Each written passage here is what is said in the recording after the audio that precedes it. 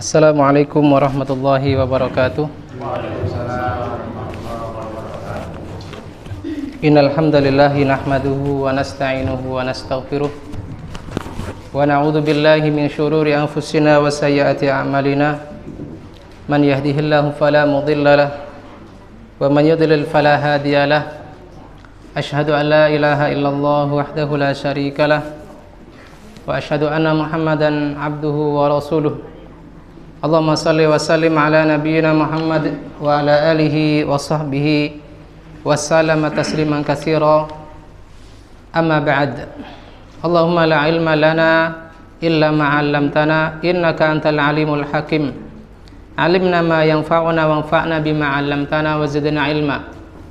Wa arinal haqqa haqqan warzuqna ittiba'ah wa arinal batila batilan warzuqna jitinabah waj'alna mimman yastami'una al-qawla wa yattabi'una ahsanah.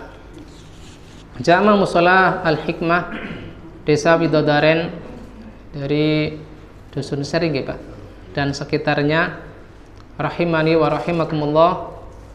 Alhamdulillah, kita memuji kepada Allah Subhanahu wa taala atas segala karunia-Nya yang mempertemukan kita kembali dalam majelis yang mulia ini, yang di dalamnya dibacakan ayat-ayat Al-Quran, di dalamnya dibacakan hadis-hadis Nabi Shallallahu Alaihi Wasallam, yang mana Nabi Shallallahu Alaihi Wasallam mengatakan, ma taraktu fikum amraini ma tamassaktum bihima lan tadillu abada, kitabullah wa sunnati.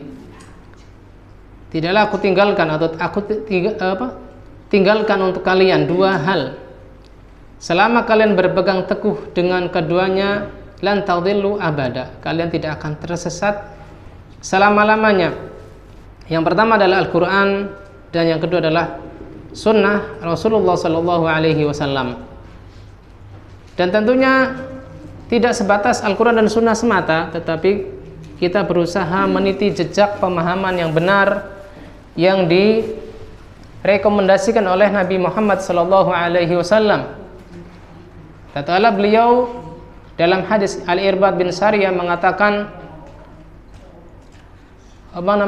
ketika beliau mewasiatkan, ketika orang-orang yang memiliki usia panjang setelah beliau wafat, maka akan mendapati ikhtilaf katsira. Fa'alaikum bisunnati wa sunnatil khulafai rasyidin al-mahdiyyin min ba'd, addu 'alaiha bin nawajid. Bahwasanya man ya'ish minkum ba'di fasayara ikhtilafan katsira. Siapa yang hidup dari kalian setelahku nanti, ya setelah beliau wafat, akan mendapati banyak perbedaan. Maka wasiat Rasulullah sallallahu alaihi wasallam adalah agar mengikuti pemahaman para sahabat beliau setelah beliau wafat. Addu 'alaiha, gigitlah dia dengan gigi geraham. Dia di sini addu 'alaiha, tidak disebutkan addu 'alaihima. Padahal di awal dikatakan alaikum bisunnati wa sunnatil khulafair rasyidin.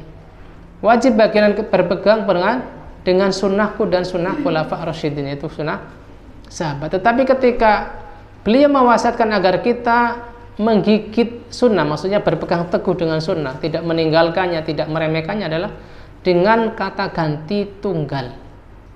Addu 'alaiha, bukan addu 'alaihima.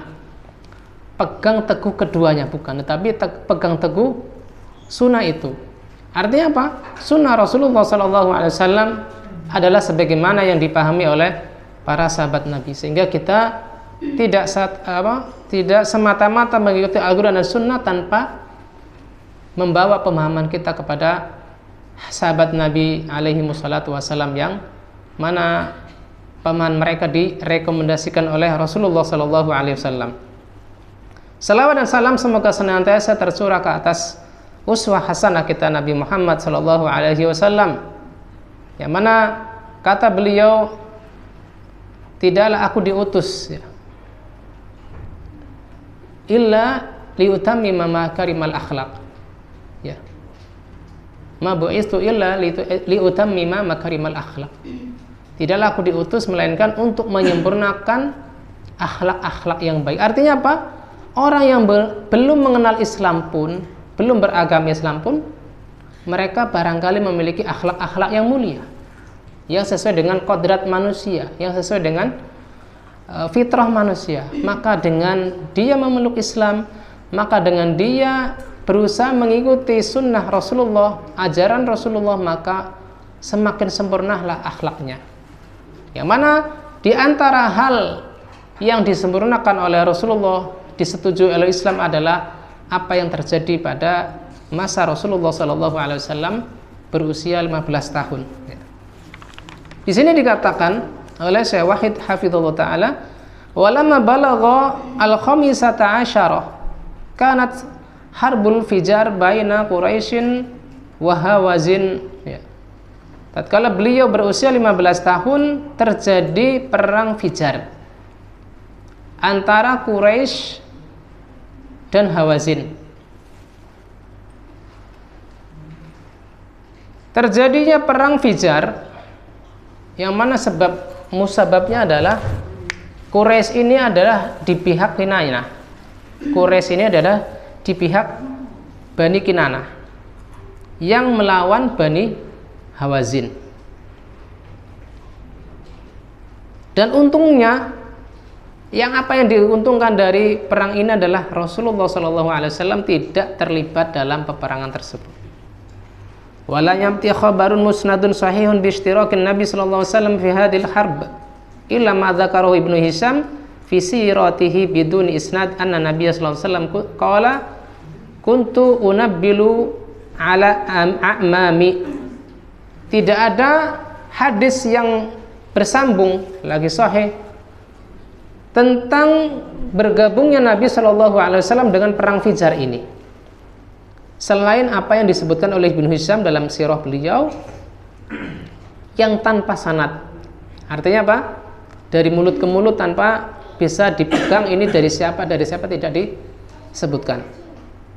Yang mana dalam penukilan Ibnu Hisham tersebut disebutkan, dahulu aku mengumpulkan atau memungut anak-anak panah dari paman-pamanku, dari paman-paman Nabi Shallallahu Alaihi Wasallam. Yang mana di sini khobar ini tidak ada sanadnya sehingga tidak tepat penyandarannya kepada Nabi Shallallahu Alaihi Wasallam. Yang mana pada terjadinya atau berkobarnya perang tersebut usia Nabi diperselisihkan. Ada yang mengatakan usia beliau 15 tahun, ada yang mengatakan 14 tahun, ada yang mengatakan 20 tahun, bahkan ada yang mengatakan 10 tahun. Kita ambil misal tengah-tengah saja, sekitar 15 tahun ya, karena ada yang mengatakan 20 tahun, ada yang mengatakan bahkan 10 tahun. Perhitungan 10 tahun adalah dihitung dari jarak renovasi Ka'bah ya, dengan perang tersebut sekitar 15 tahun. Dan renovasi Ka'bah ke masa kenabian Nabi Shallallahu Alaihi Wasallam juga 15 tahun. Pengutusan Nabi sebagai Nabi adalah usia 40 tahun. Apabila dikurangi 15 berarti dikurangi 30, berarti sisa 10 tahun. Ini pun cukup kuat alasan ini ya.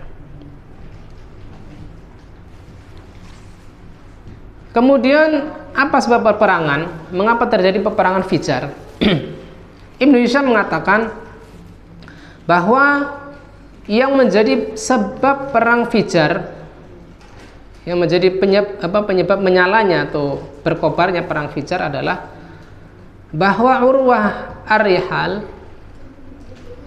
Ar-Rihal, nama orang, bin Utbah bin Ja'far bin Kilab bin Rabi'ah bin Amir bin Sa'sa'ah bin Muawiyah bin Bakar bin Hawazin. Nah ini tadi kan, sebagaimana judul dari Syekh Wahid adalah perang dari Bani Hawazin dan Bani Kinanah, yang mana Quraisy adalah sekutunya Bani Kinanah. Jadi Quraisy membantu Bani Kinanah.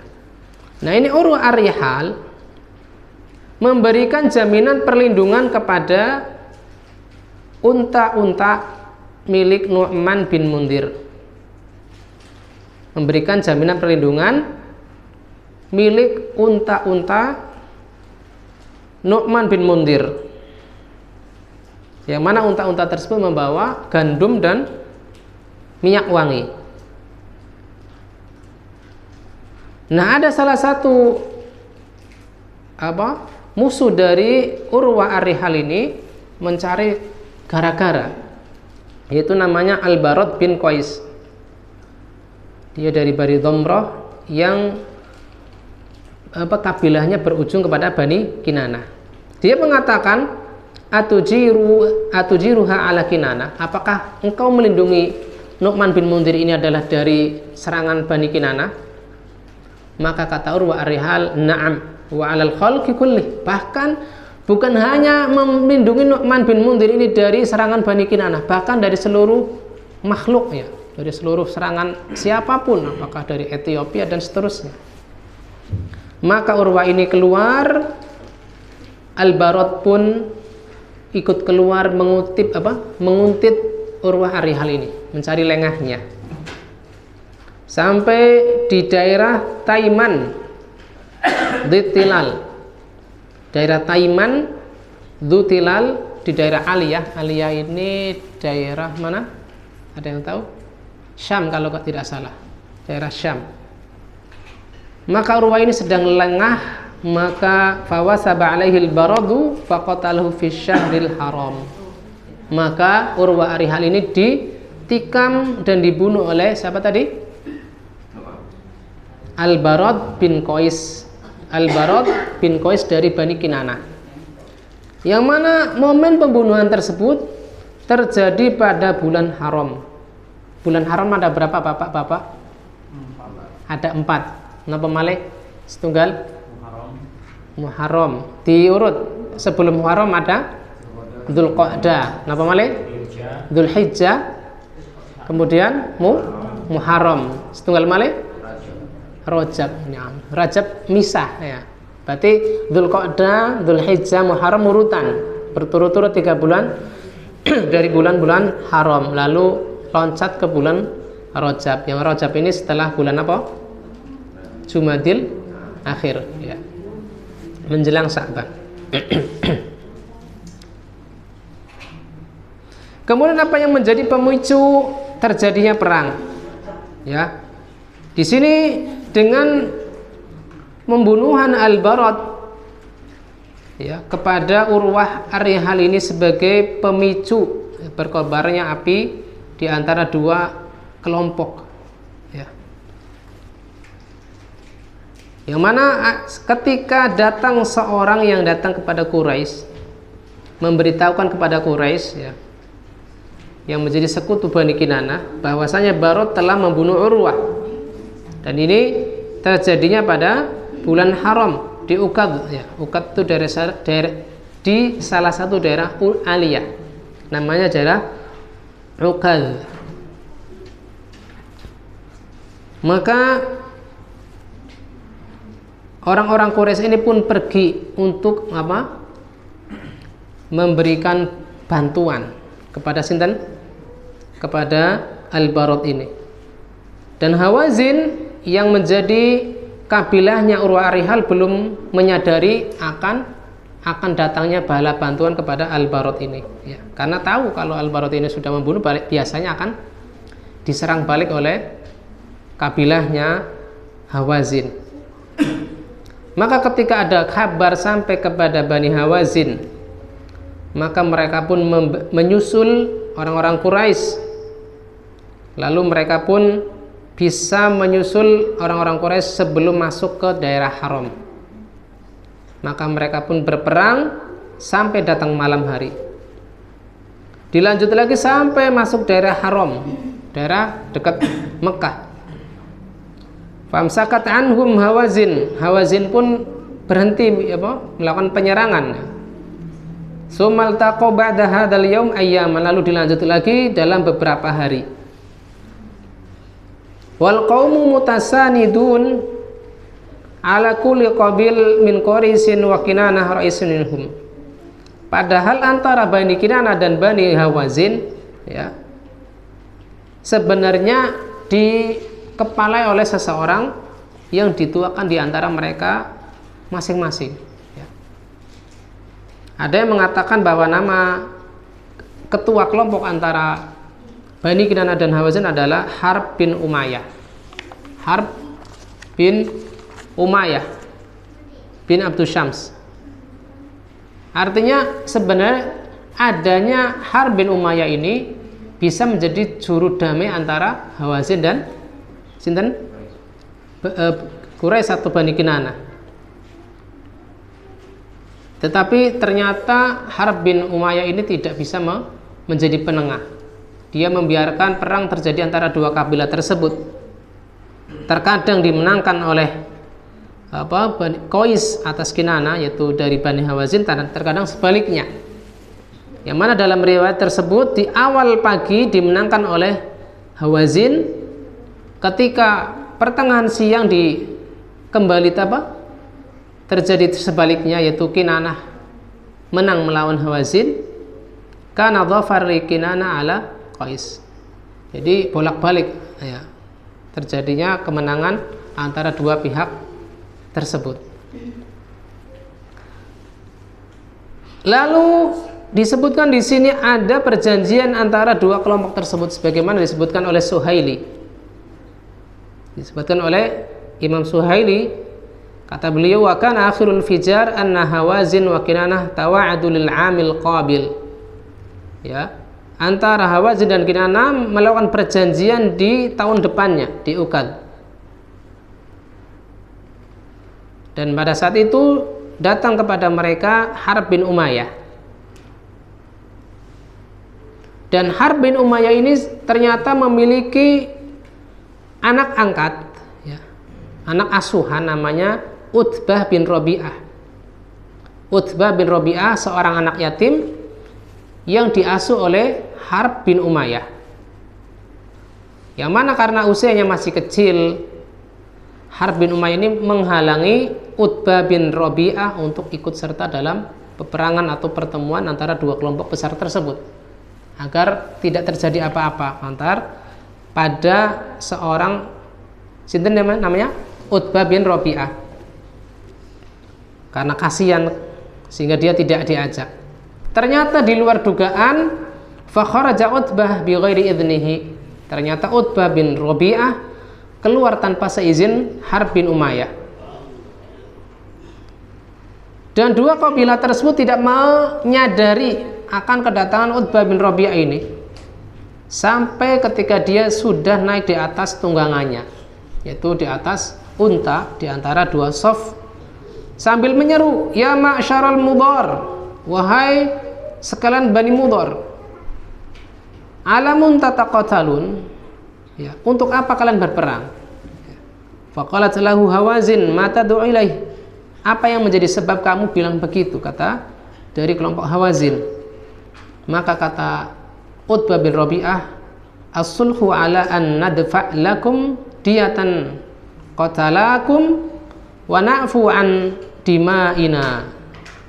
Yang aku inginkan dari kalian, dari dua kelompok Kinanah dan Hawazin, adalah perdamaian. Dengan cara apa? Kita membayar diyah, membayar tebusan bagi pihak-pihak yang sudah menjadi korban, ya, menjadi korban peperangan tersebut, dan yang menjadi korban memaafkan atas pihak-pihak yang lebih dominan, yang menang. Qalu wa kaifa, bagaimana? Kata beliau, kata Utbah bin Rabi'ah, nadfa ilaikum rahnan minna, kita serahkan sandera-sandera kita yang masih belum terbunuh. Kata mereka, wa man lana bihadza, siapa yang menjadi jaminan kalau perjanjian ini bisa lancar? Kata Utbah bin Rabi'ah, saya sendiri. Ya. Qalu wa ma anta, kamu siapa? Kata beliau, Utbah bin Rabi'ah bin Abdus Syams. Wa radiyat Kinanah wa radau. Karena tahu kalau Utbah bin Rabi'ah ini adalah anak asuh dari Harb bin Umayyah. Ya, Harb bin Umayyah ini adalah orang yang dituakan oleh Bani Kinanah dan Bani Hawazin, maka mereka pun ridho dengan tawaran dari Utbah bin Rabi'ah. Maka mereka pun saling menukar sandera-sandera mereka. Di antara mereka ada Hakim bin Hizam. Tatkala Banu Amir melihat Ibnu Sa'sa'ah sebagai sandera pada tangan mereka, maka mereka pun memaafkan atas menjadi korban peperangan tersebut dan membebaskan sandera-sandera mereka. Wan qadat harbul fijar, maka selesailah perang Fijar.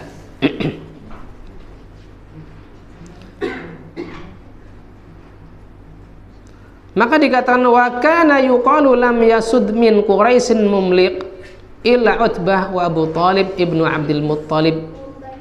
Tidak ada yang menjadi pemimpin dari Quraisy padahal keadaannya adalah dia miskin, tidak punya apa-apa. Ya tadi kan Utbah bin Rabi'ah ini sudah menyerahkan harta-hartanya untuk menebus korban peperangan Fijar, sehingga dia menjadi jatuh miskin saat itu. Kata di sini oleh As-Suhaili, lam yasud min Quraisyin mumlik illa Utbah bin Rabi'ah wa Abu Talib. Tidak ada dari kalangan Quraisy yang menjadi pemimpin padahal dia orang miskin, melainkan Utbah bin Rabi'ah dan Abu Talib bin Abdul Muttalib. Fa innahuma sada Quraisyan ma'al faqr, karena keduanya yaitu Abu Talib nanti ceritanya akan digeberkan secara terperinci pada babnya, dan Utbah ini yang menjadi sebab perdamaian Sada Quraisyan, menjadi pemimpin Quraisy padahal keadaan mereka berdua adalah orang-orang yang miskin. Kemudian pada poin ke-10, Rasulullah SAW, jadi peran Rasulullah saat itu belum terlihat ya, karena memang hanya satu hadis itu pun tidak bersanad bahwasanya kondisi Rasulullah pada perang Fijar itu adanya memunguti anak-anak panah yang dilemparkan oleh paman-paman beliau. Lalu di usia ini, sebelum beliau masuk usia 25, beliau juga menyaksikan Hilful Fudul, perjanjian Fudul, linusratil maghlum, untuk menolong orang-orang yang terzalimi. Imam Ahmad meriwayatkan dari Abdurrahman bin Auf bahwa Nabi SAW bersabda, syahidtu hilfal mutayyibin ma'a umumati, aku menyaksikan perjanjian mutayyibin bersama paman-pamanku wa ana hulam, dan aku pada saat itu masih anak-anak. Fama uhibbu anna li humran na'am wa ani ankusuhu, tidak ada yang lebih aku sukai ya, dariku daripada memiliki unta merah bila aku meninggalkan perjanjian tersebut atau melanggar perjanjian hilful mutayyibin, atau dalam bahasa lain hilful fudul.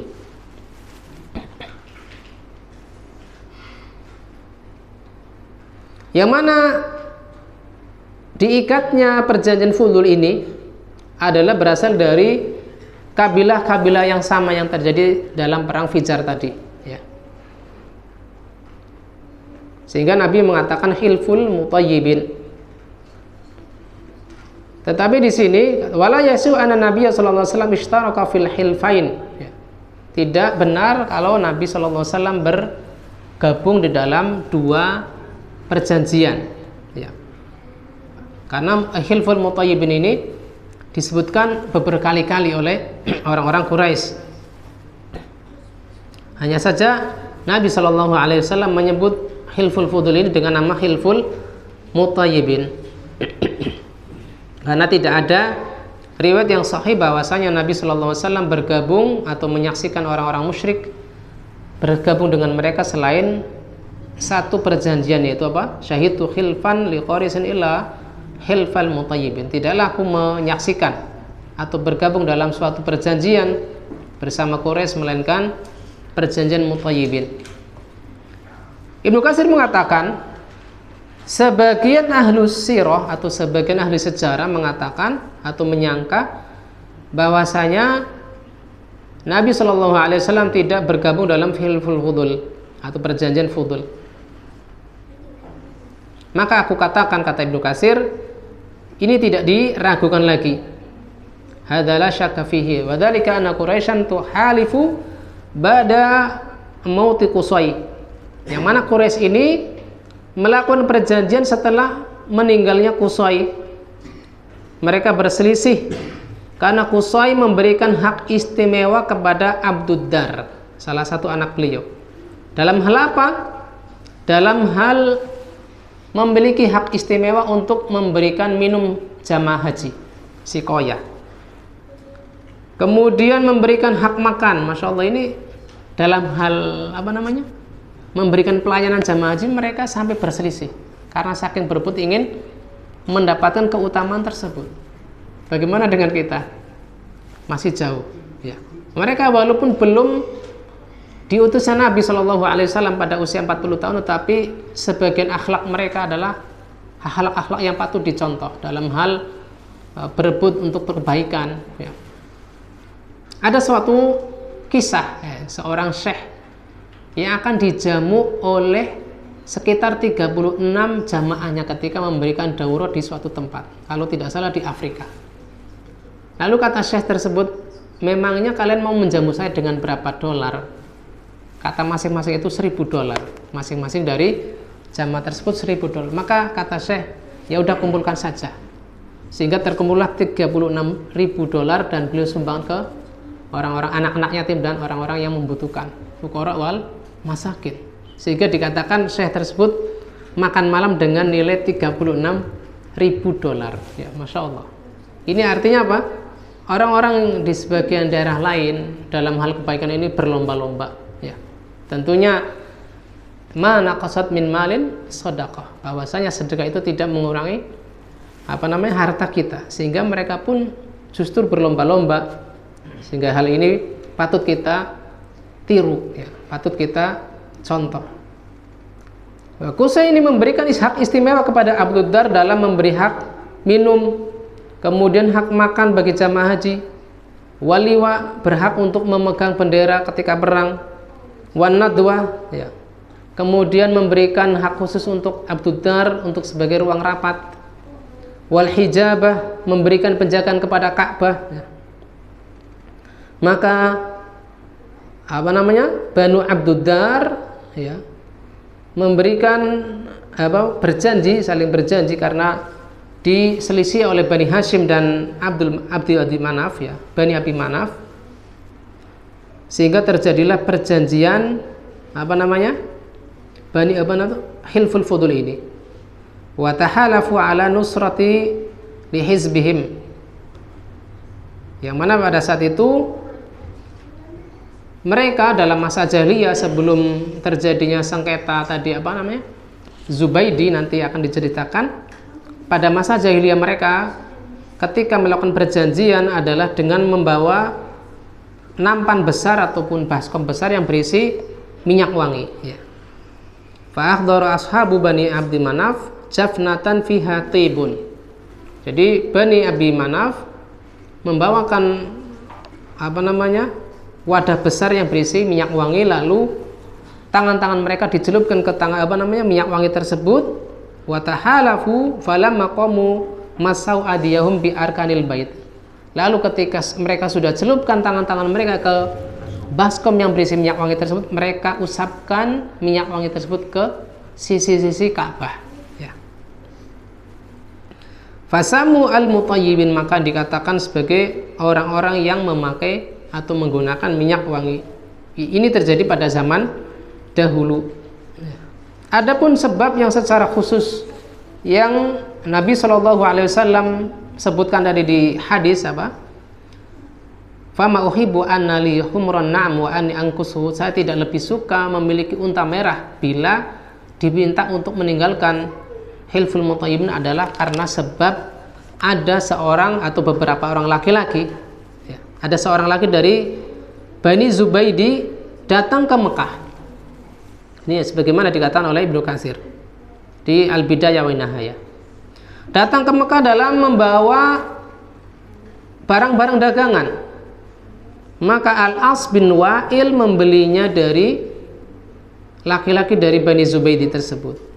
Tetapi Al-As bin Wa'il menahan bayarannya, menahan bayarannya dari memberikan barang memberikan harga ataupun bayaran kepada Bani Zubaidi.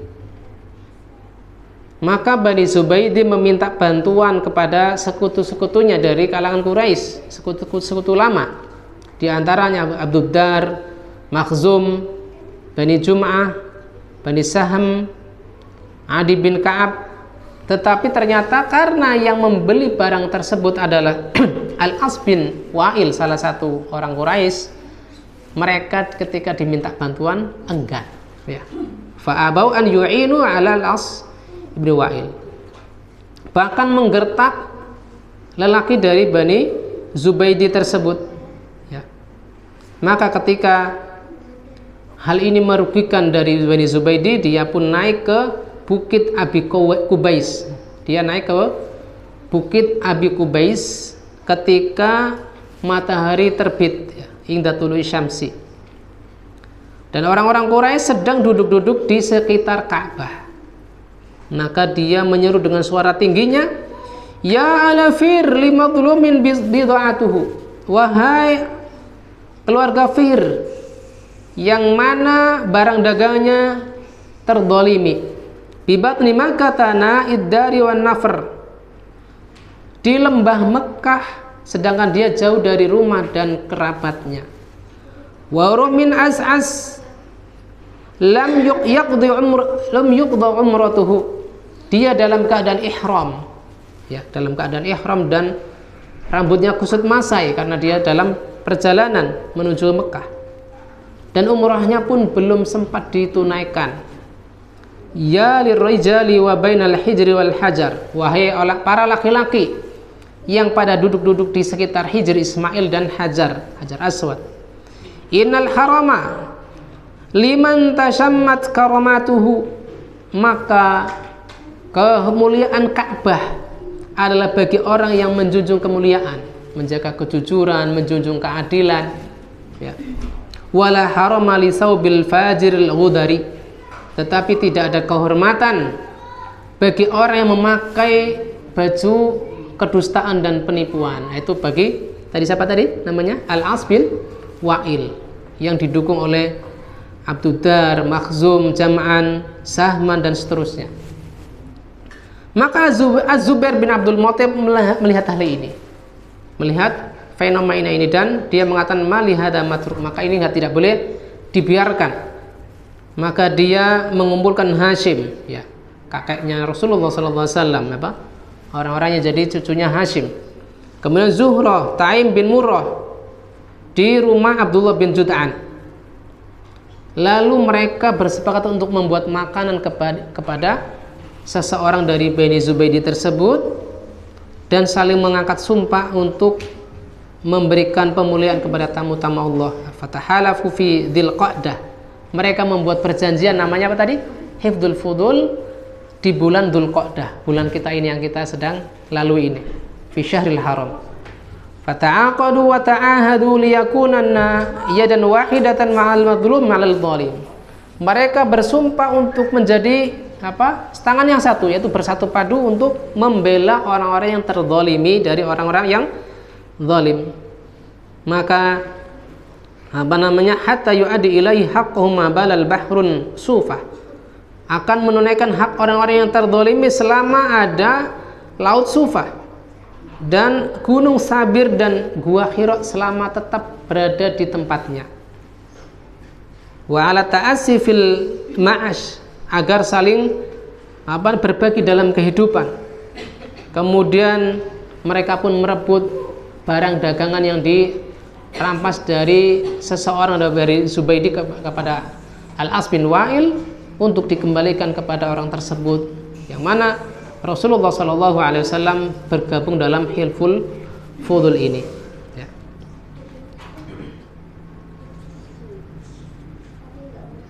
Ternyata sudah terdengar azan Isya. Kenapa masih ditambah, Pak?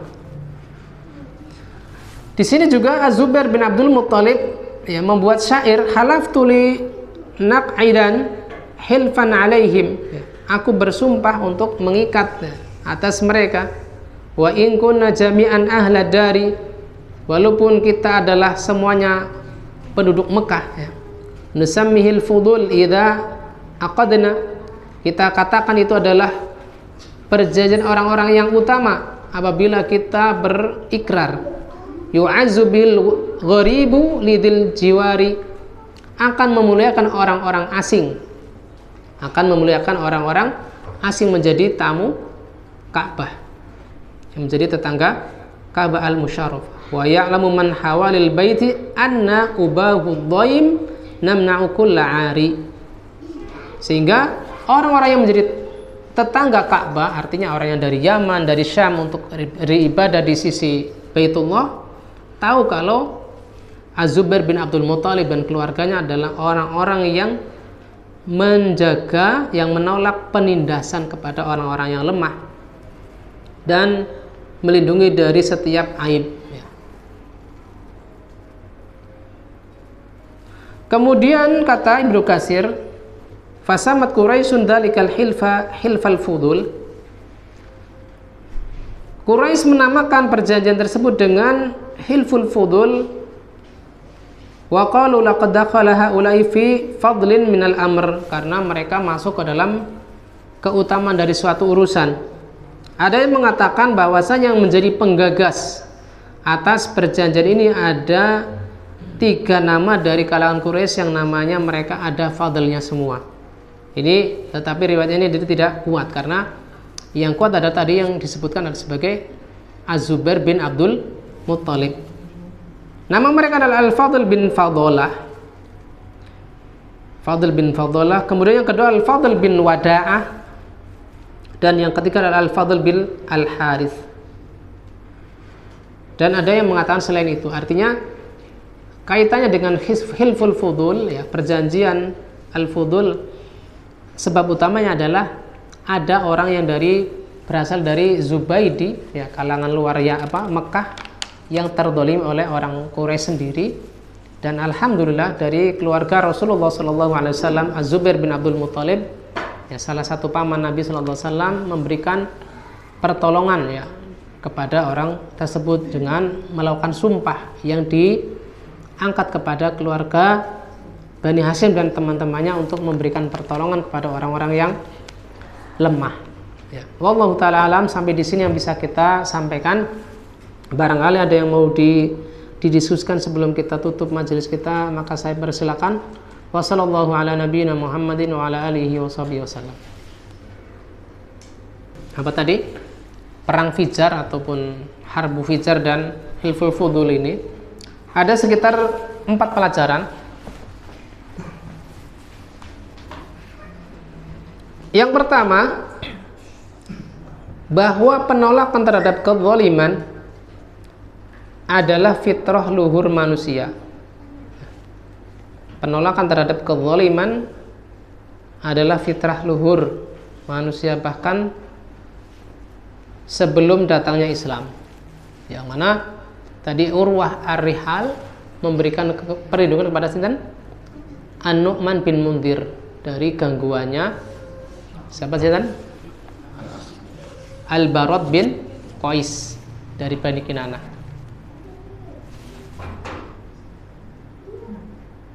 Yang kedua, solidaritas ataupun komitmen sosial lebih utama daripada asal usul dan kabilah.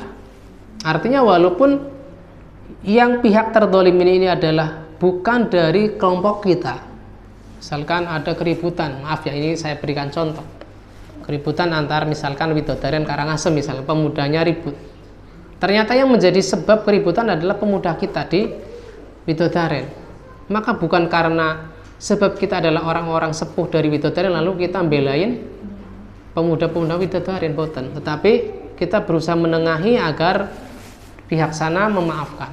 Kalau misalkan minta tebusan ya kita tunaikan tebusan tersebut sebagaimana yang tadi yang dikerjakan oleh Utbah bin Rabi'ah ya. Ada solidaritas sosial, tidak ada fanatisme yang terkungkung oleh daerah tertentu, terkungkung oleh lembaga tertentu, terkungkung oleh ormas tertentu dan lain sebagainya. Karena itu adalah sifat hizbiyah yang berusaha dihilangkan dalam Islam. Apalagi kita sudah dipersaudarakan dengan persaudaraan Islam. Jangan sampai hanya sebatas slogan-slogan kosong. Innamal muslimu ikhwah. Ya. Hanyalah orang-orang muslim itu bersaudara. Ini sudah kita ketahui bersama di dalam surat Al-Hujurat, tetapi prakteknya masih jauh. Yaitu adalah hal yang tidak diinginkan. Kemudian yang ketiga, ya, Islam tidak menolak kebaikan. Islam tidak menolak kebaikan dari hal-hal yang berasal dari pra-Islam. Ya. Bahkan dari sebelum diutusnya Nabi Muhammad SAW sekalipun. Selama sesuai dengan nilai-nilai keadilan dan kemanusiaan. Selama sesuai dengan nilai-nilai keadilan dan kemanusiaan. Yang alhamdulillah pada perang Fijar Rasulullah tidak ada riwayat aktif ikut memerangi Bani Hawazin. Yang dalam hal ini Hawazin menjadi pihak yang korban, ya, pihak korban. Hanya saja beliau hanya memunguti panah-panah paman-paman beliau yang terlibat aktif dalam peperangan tersebut. Alhamdulillah. Artinya ketika zamannya beliau SAW belum diutus menjadi nabi, tidak ada catatan hitam. Begitupun kita, walaupun kita bukan ustadz, kita bukan ahli ilmu, bukan berarti bebas saya maksiat, bukan. Masing-masing dari kita punya kewajiban untuk menjaga nama baik kita sendiri, ya. Karena di samping kita menjaga nama baik kita, kita juga menjaga nama baik orang tua kita. Kita menjaga nama baik desa kita, menjaga nama baik agama kita. Ya. Coba kalau misalnya kita ketahuan melakukan perbuatan hal yang tidak baik, lalu dikatakan itu agamanya apa? Islam. Agama Islam yang tercoreng. Sehingga hal-hal yang berkaitan dengan menjaga diri dari hal-hal yang buruk, maka ini tidak ditolak oleh Islam, bahkan justru dijunjung tinggi. Buktinya adalah Nabi SAW tergabung dalam Hilful Fudul. Pelajaran keempat adalah bahwasanya mencegah konflik lebih mulia daripada mengobarkan perang. Mencegah konflik lebih utama atau lebih mulia daripada mengobarkan perang. Misalkan ada konflik yang berkaitan dengan mal, harta, berkaitan dengan darah, maka apabila ada jalan keluar yang solusinya adalah lebih baik, tidak timbul pecahnya peperangan lagi, tertumpahnya darah lagi, maka itu hendaknya ditempuh. Jangan sampai karena mengobarkan panasnya emosi lalu kita justru mengambil jalur-jalur pintas yang akibatnya justru lebih besar. Nasallallahu salamata wal afiyah. Semoga dengan pelajaran dari perang Fijar dan Hilful Fudul yang ini terjadi pada masa Rasulullah SAW remaja ini, bisa kita ambil faidahnya di malam ini, baik saya yang menyampaikan ataupun jenengan yang menyimaknya. Kurang lebihnya saya mohon maaf. Kita tutup majelis kita dengan doa kafaratul majelis. Subhanakallahumma wa bihamdik asyhadu an la ilaha illa anta astaghfiruka wa atubu ilaik. Billahi taufiq wal hidayah wa lakum minkum. Wassalamualaikum warahmatullahi wabarakatuh.